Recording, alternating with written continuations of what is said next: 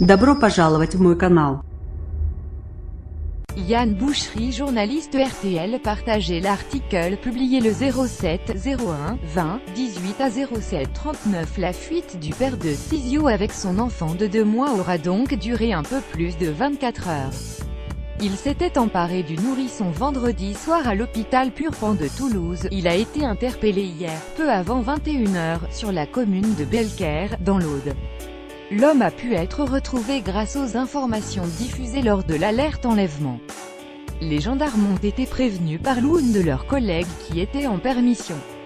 Le militaire avait repéré la Peugeot blanche du père de Tizio, un véritable réflexe professionnel. Les gendarmes ont ensuite mis en place un dispositif de surveillance, suivi la voiture jusqu'à une dépendance de ferme.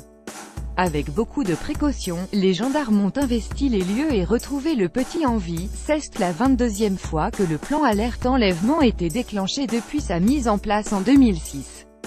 Les enfants ont toujours été retrouvés sains et saufs. À écouter également dans ce journal fait divers, 2 pompiers ont été tués et un gravement blessé alors qu'ils tentaient d'éteindre un incendie dans une maison de Tréau-Blanche, dans le Pas de Calais.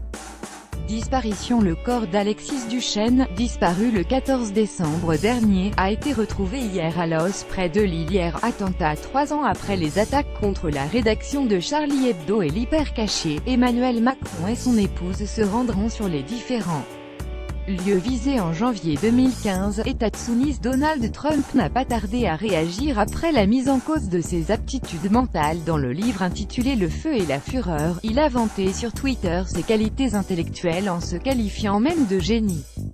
Société. Selon les premières estimations, les tempêtes Carmen et Eleanor ont occasionné plus de 200 millions d'euros de dégâts et ce n'est peut-être pas fini car le niveau des fleuves et rivières monte dans de nombreuses régions.